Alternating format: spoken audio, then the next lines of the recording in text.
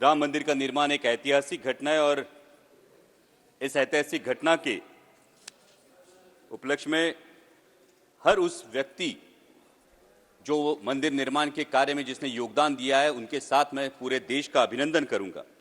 अध्यक्ष महोदय, राम मंदिर तथा मर्यादा पुरुषोत्तम प्रभु श्री राम ये राजनीतिक या चुनाव प्रचार का मुद्दा नहीं है, बल्कि हमारे देश की ये गौरवशाली परंपरा रही है कि धर्म में राजनीति नहीं होनी चाहिए और राजनीति में धर्म नहीं आना चाहिए, क्योंकि विश्व का इतिहास इस बात का गवाह है कि धार्मिक कट्टरता राष्ट्र को नुकसान पहुंचाती है, वही धार्मिक उदारता एवं वैश्विकता राष्ट्र को मानवता के ऊंचाई पर पहुंचाती है। और मुझे गर्व है मेरे हिंदू होने पर कि मेरा हिंदू धर्म इसी उदारता, वैश्विकता और सहिष्णुता की वजह से विश्व में वंदनीय है।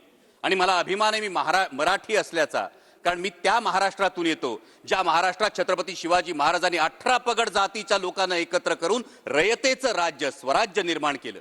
मी त्या महाराष्ट्रातून येतो ज्या महाराष्ट्रामध्ये चंद्रभागेच्या तीरी 18 पगड जातीच्या वारकरी बांधवांचा, वैष्णवांचा मेळा जमतो आणि तो एकाच पांडुरंगाच्या चरणी लीन होतो। मी त्या महाराष्ट्रातून येतो ज्या महाराष्ट्रातून महात्मा फुले, राजर्षी शाहू महाराज, डॉक्टर बाबासाहेब आंबेडकर यांनी रूढींच्या आणि परंपरांच्या आणि कर्मकांडाच्या चौकटीत झुगारून मानवतेला अधिष्ठान मिळवून दिलं।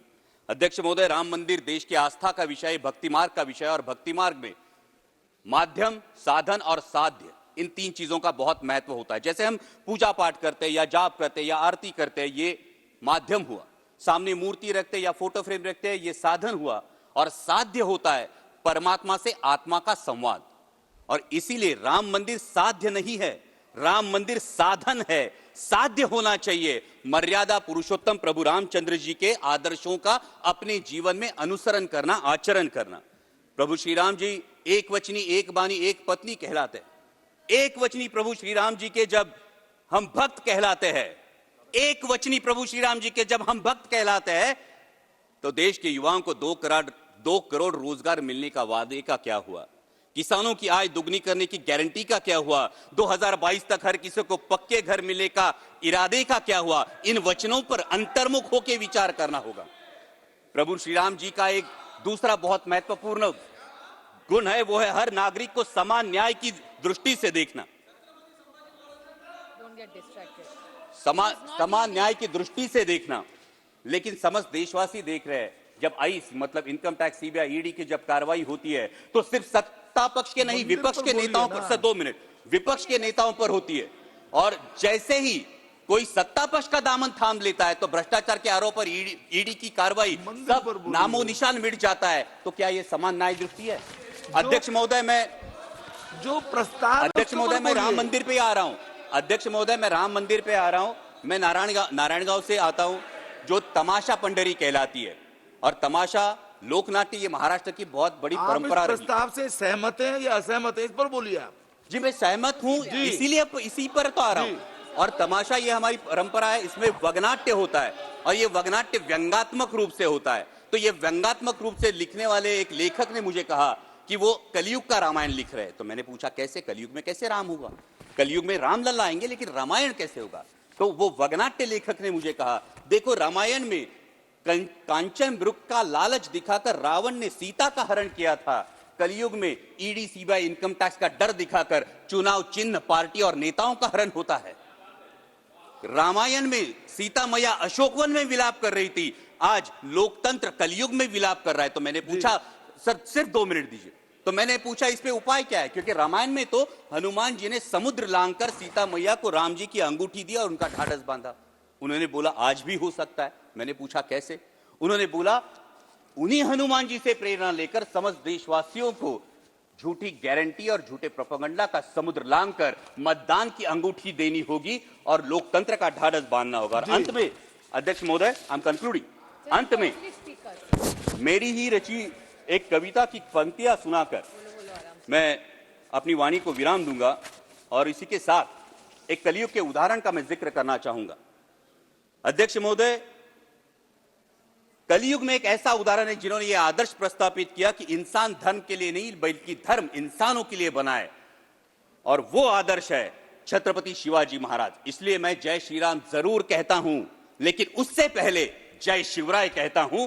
कारण छत्रपती शिवाजी महाराजच होते ज्यांच्यामुळे अंगणातली तुळस, मंदिरातले देव, गोठ्यातली गाय आणि घरातली माय सुरक्षित राहिली, ज्यांनी राज्याभिषेकाच्या वेळी राजदंड स्वतःच्या हाती ठेवून धर्मसत्ता राजसत्तेच्या वर नाही तर तिच्या खांद्याला खांदा लावून लोकांच्या कल्याणासाठी राबवली गेली पाहिजे, हा आदर्श प्रस्थापित किया।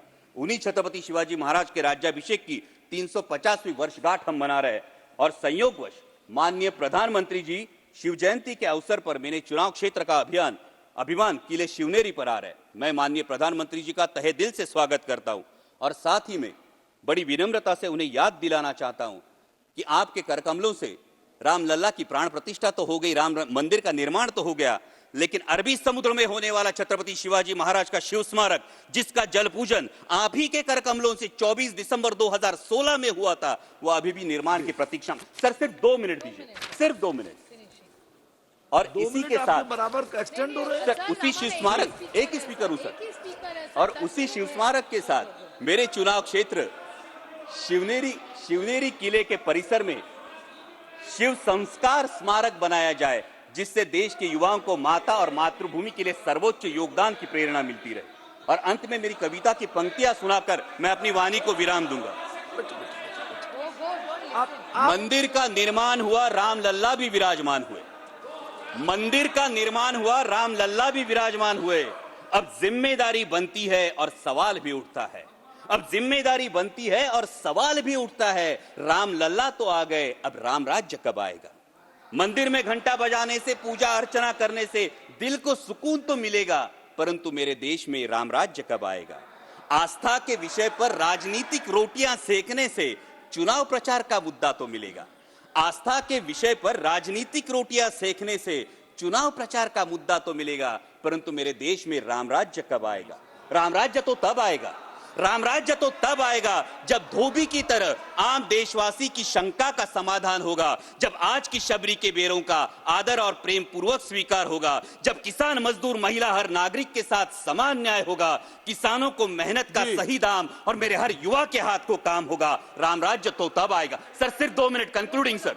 राम राज्य तो तब आएगा, राम राज्य तो तब आएगा जब मंदिर पर लहराता भगवा तिरंगे का रंग प्रतीत होगा। दहलीज के बाहर कदम रखते ही राम, रहीम, रॉबर्ट हर कोई सिर्फ भारतीय कहलाएगा। जब प्रत्यंचा तानने, सर सिर्फ 2 minute sir, let me sir, last line.